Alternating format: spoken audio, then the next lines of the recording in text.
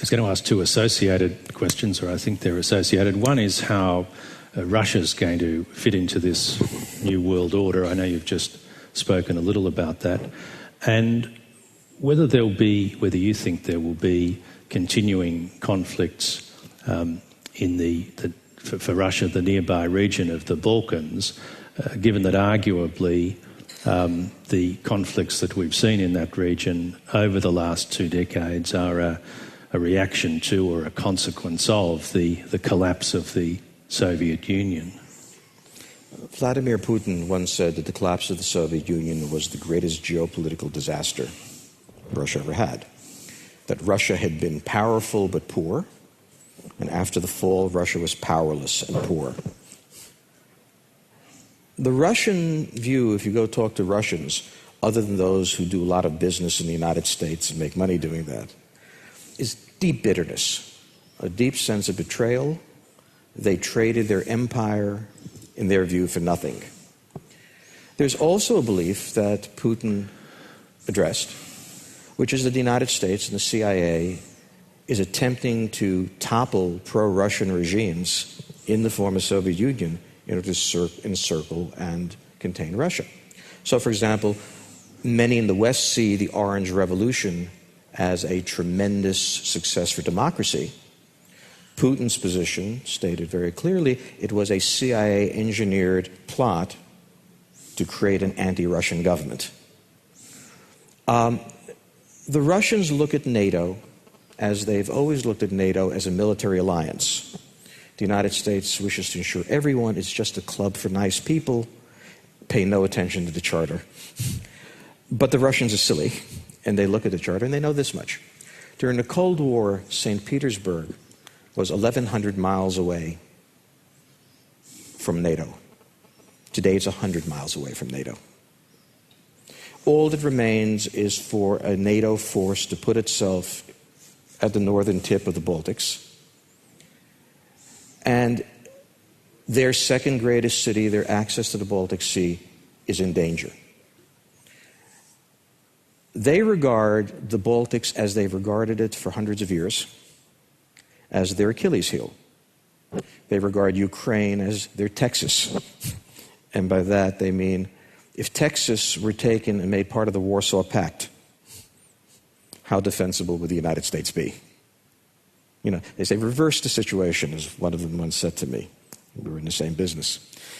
And, you know, he looked at me and he said, if we had won, and we had an uprising in Mexico, and the United States, NATO would have gone the way of Warsaw Pact, and we would have suggested that Texas should become part of the Warsaw Pact, how would you react it? To which the answer is obvious, and that's how they're reacting. Whether Russia has the ability to hold what they call their near abroad is a great question, and I doubt it in the long run. But the Russians are looking at the current imbalance of American power, and they really don't care about the Europeans. They look at the current imbalance of American power, the fact that we're overcommitted in Iraq, overcommitted in Afghanistan, we have no strategic reserve, and they see a window of opportunity lasting 2 or 3 years to rectify what had happened in 1991, to recreate a sphere of influence. In the book, I had a problem, which is at one point I wrote the Russians will invade Georgia, and then I had to go back to the editor and say the Russians did invade Georgia. Because, in fact, the Russians are very open about this.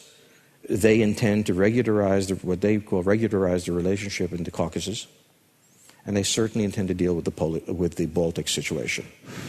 So my expectation on Russia is that over the next few years, we are going to see a much more assertive and aggressive Russia, not because it's aggressive, but because it feels that the West is aggressive. And that's how wars start, when the other guy's aggressive. I don't think there'll be a war. I don't think there'll be a Cold War. I think there'll be a cool war.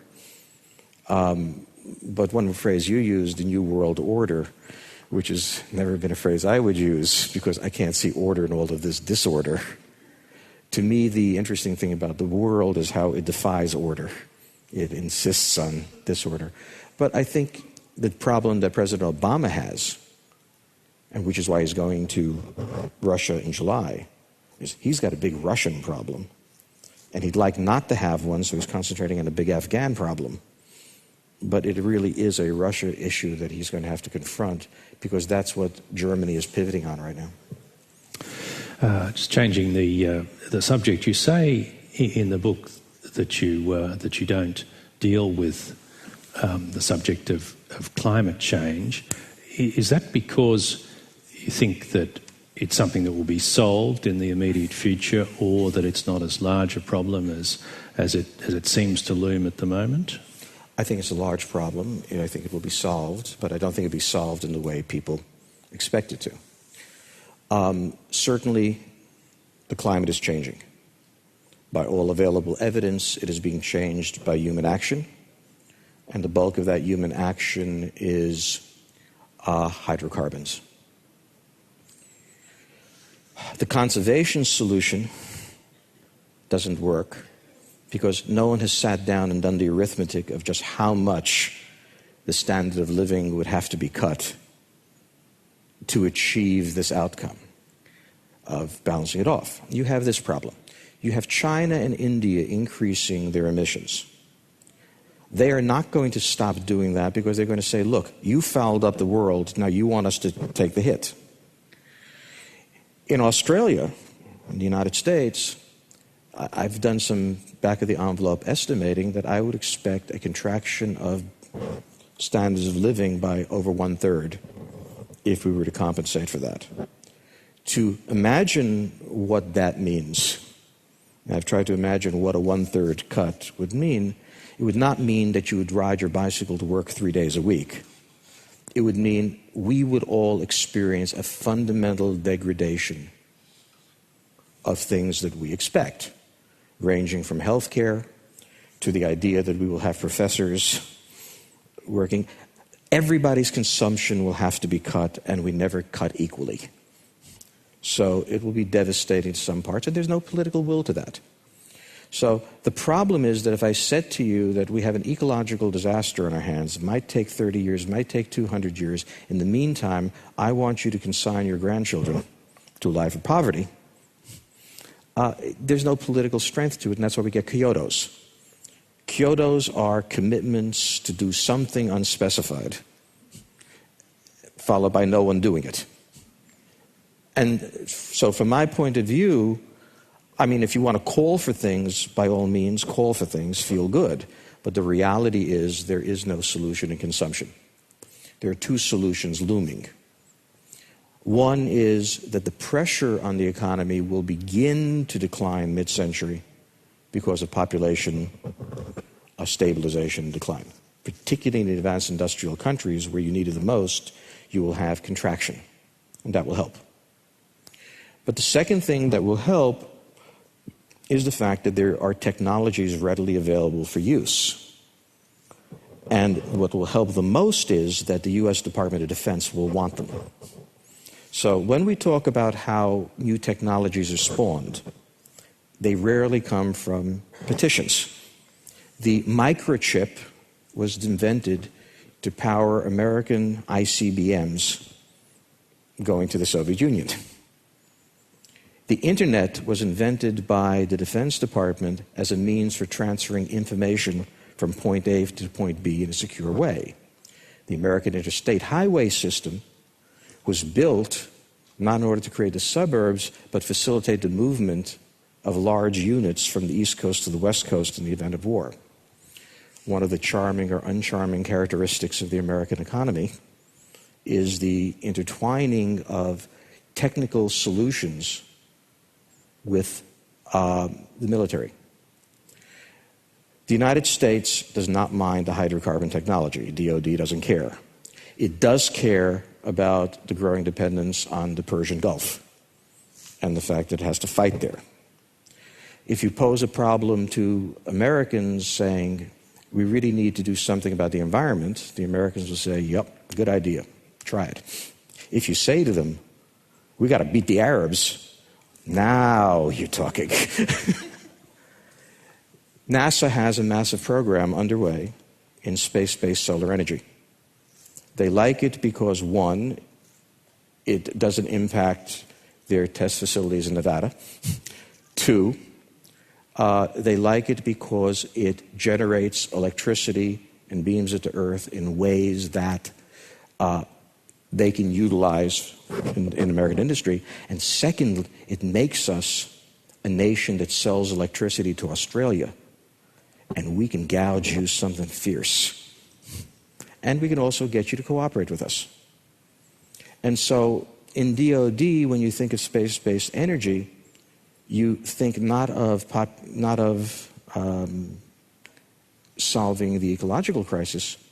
You think in terms of enhancing American national security and power. And when you pose it that way in this world, things happen and things are happening. It's very interesting. A month ago, Pacific Gas and Electric, which is the large California utility, signed a contract for the purchase of space-based solar energy. So the first customer is out there. But the best example I like is Bramson of Virgin and Bezos of Amazon. Out in West Texas, not too far from where we live, they have both huge ranches on which they're firing rockets. And they're trying to reduce the cost of lift into space. This is their concern. When you ask them both, they say it's for tourism. And I notice when I'm flying in Australia, my Virgin ticket offers me a free flight on Virgin Galactica. I'm impressed. More impressive is the fact that whichever entrepreneur uses DoD technology to get into space more inexpensively will have more economic power than ExxonMobil and Saudi Arabia, Saudi Aramco combined. He who controls energy can control the shape of geopolitics, and he who controls the shape of geopolitics can drive energy. So I think there is a solution to global warming. I don't think it's the one that people want or expect, but I think it is one that coheres to the shape of power today. But I think the argument for conservation, if you actually sit down and calculate what conservation would mean, will explain why there's so little willingness to do it in the face of so much talk about it. It occurs to me that the audience might have some questions. Some people say that food is the new oil. Would you concur with that in terms of shortages and increasing prices over the next 2, 5, 10, 15 years? I don't see any evidence of that. Food production is a function of energy. I'm sorry, can you hear me now? I'm not seeing that, is what I said. I regard food production as a function of energy costs, because the most expensive portion of food production, fertilizer aside, is transportation. The Russians, for example, have a terrific problem, not because they can't grow food, but because they can't transport it to where it needs to be. So it seems to me that we are not having a crisis in output of food, but there is a potential crisis in the price of food. And you'll notice the intimate connection between the rise of oil prices and the rise of food prices. So I think the center of gravity of the problem is energy costs. Thanks. There's someone down there. Given your area of expertise, I'm sure you're familiar with Paul Kennedy's Rise and Fall of the Great Powers, which came out about 20 years ago. His central hypothesis was about imperial overstretch, and his theory was that the US was getting close to its point of decline, which is the opposite to what you say. I get a bit nervous when I hear people say it's different this time. I think we hear it in the financial markets quite a bit. Can you comment on your theory versus Paul Kennedy's imperial overstretch theory, and also perhaps with an eye to who actually finances US debt? Sure. Very different questions. The Kennedy question. If you take a look at the amount of manpower deployed across the globe by the British, and you take a look at the amount of manpower deployed across the globe by the United States, and you take a look at the size of the population of the United States as opposed to the British, what you'll find is that it's very difficult to make a case for overstretch. The things that he is looking at is the cost of maintaining forces relative to economies, relative to outcomes. I don't see that. That brings us to the question of the current financial crisis. The United States has had 4 of these crises since World War II. And it always ends the same way. In the 1970s, because of energy prices, we had what was called a municipal bond crisis. That is, states and local governments that were borrowing money could not repay the money. The solution was for the federal government to intervene, bail out New York City, signaled that they were prepared to guarantee all local debts, and we went on. In the early 1980s, we had a much worse crisis than this one, which was the Third World Debt Crisis. The Third World Debt Crisis was built around 2 assumptions. The first was that the price of commodities would continue to rise indefinitely, as the price of houses. And the second was that a third world country would not default on its debts. That is, sovereign debt could not have a default. Both of these premises turned out to be wrong. Mexico failed. A range of countries failed around the world. The United States primarily financed the bailout, along with some other countries, by creating an instrument called the Brady Bond, after Nicholas Brady, the U.S. Secretary of Treasury. And enormous amounts of money went into stabilizing third world debt. At the end of the 1980s, the United States had the savings and loan crisis. Savings and loans were a class of banks in the United States, very important. And because of a failure in the commercial real estate market, these banks failed across the board. The United States federal government intervened with about $650 billion, which, if you take a look at late 1980s numbers and compare it to these numbers, actually a much larger bailout as a percentage of GDP, and stabilized it. So the United States has a kind of pattern for dealing with the business cycle. The business cycle goes to excess, sectors of the economy fail, the federal government intervenes, and we all declare that the United States is collapsing. That's part of the opera. The interesting thing about this crisis is that when you compare it to 1982, in 1982 unemployment was about 12%. Now it's about 8.9%. Inflation was in the 11% range. Now it's, depending how you count it, 2 to 4%. And interest rates. There was no decline in housing in the United States because you couldn't sell a house because mortgage rates were at 18 to 20%. And now they're down to 4 or 5 or 6%. So when I benchmark this crisis from an American point of view, okay, I see a very routine event. I would count this the third worst decline we've had since World War II. For very simple reasons. And the United States is coming out of it, and the general consensus is that by the end of the year, it'll be over. One thing to remember about the United States, and this is crucial. We counted, when you go bankrupt, they don't take a look at your salary compared to liabilities. They take a look at assets compared to liabilities. And we constantly talk about GDP versus liability as if that's the variable. The real variable is the net worth of the economy. And we actually went and counted from various sources. And the net worth of the American economy is about $329 trillion. Now, why that's important is that the worst case scenario for an American bailout is $3 trillion, which means that we're talking about less than 1% of net worth. Now, how do we use that net worth? We print money, and we print money and we tax.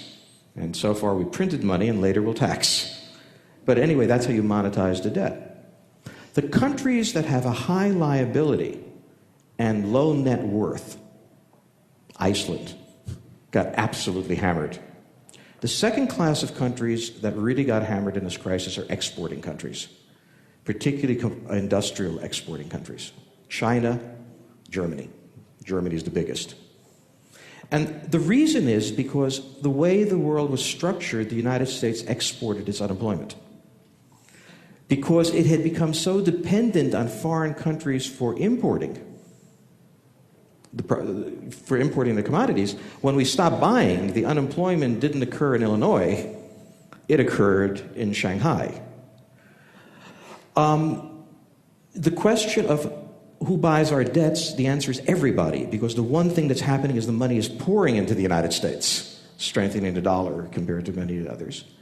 Because in the middle of the crisis, the United States was seen to be the safest place to put your money, but also the largest economy that could handle the kind of transactions.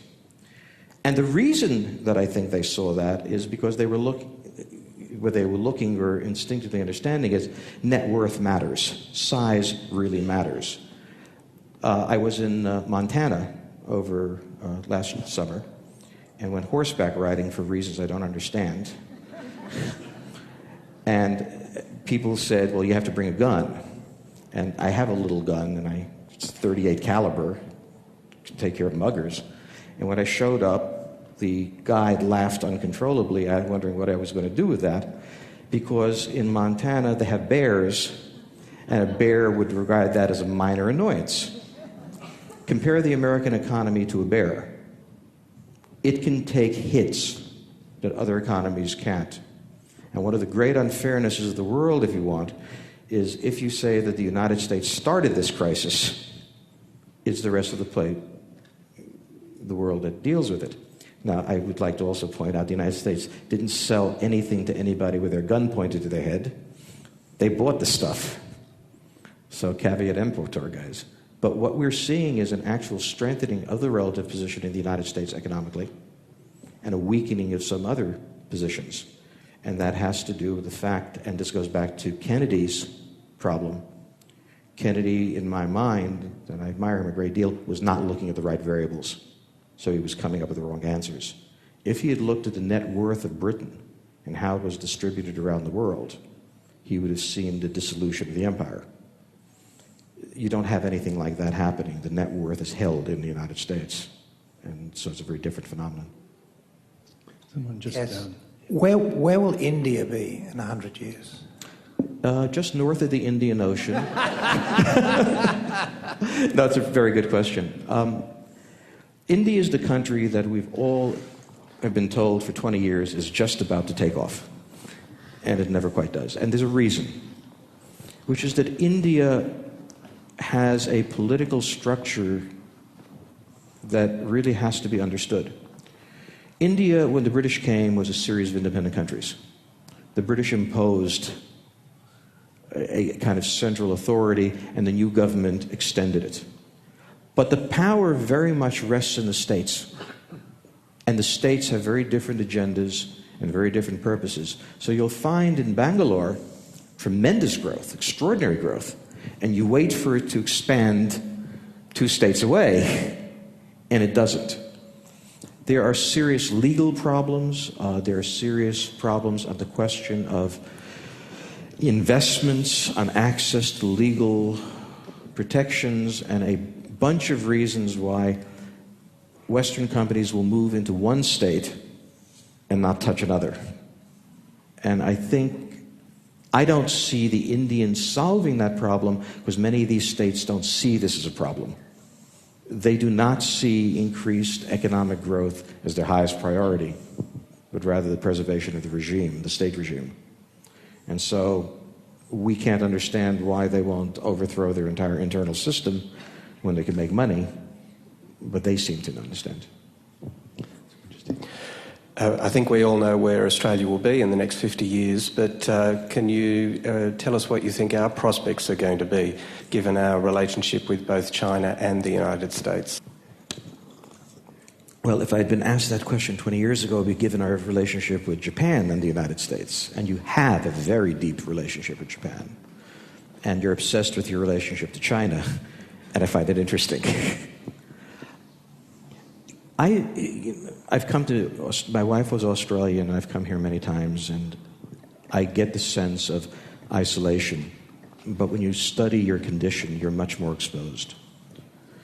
I see Australia as an island, but with pulsating arteries and veins stretching all over the world. You're a trading country. You live and die by your access to foreign markets, by the rules under which those markets are administered, by the security of the sea lanes, and so on. You're like a creature whose most vulnerable aspect, your veins, are outside your body, not inside. And that really is, I think, the peculiarity of Australia. It is easy to see Australia as secure from physical harm until you look at your trading system. And if you include your trading system in the context of national security, which you should, then you're highly exposed. Australia's greatest problem is that it has national security requirements that far outstrip Australia's national security abilities. Therefore, since the founding of your country, you have aligned with a great maritime power. And sometimes, in order to maintain that alignment with Britain, for example, you carried out services to Britain that were not in your immediate national interest, I think of Gallipoli, but which served a broader strategic interest in maintaining your alignment with the one country that could guarantee your access to the seas. You are now in that relationship with the United States. One of the things I've argued is that Australian Special Forces troops in Afghanistan, who, by the way, served with my daughter and are outstanding, Australian Special Forces troops paid for free trade agreements. So if you take a look at your trading relationships, your relationship with the United States, you begin to understand a 150-year pattern. As for China, I've read the Defense White Paper, and I think it's a very professional job. I suppose if you have to put an enemy in there, China has only 5 letters, and it's a very nice one to put in. But basically, you need to control your sea lanes as far as you can, regardless of who the potential notional enemy is. And you have to be in service to either the United Kingdom or the United States. So I see Australia as a happy country, but I see the threats to Australian national security as much more subtle and deep than I think many Australians do. It's a tribute to George and to the book that I think this session could go on for some time, but we have to finish. George will be available in the next room over in that far corner to sign copies of the book. Thanks to everyone for coming, and if you join with me in thanking George again for a fascinating presentation.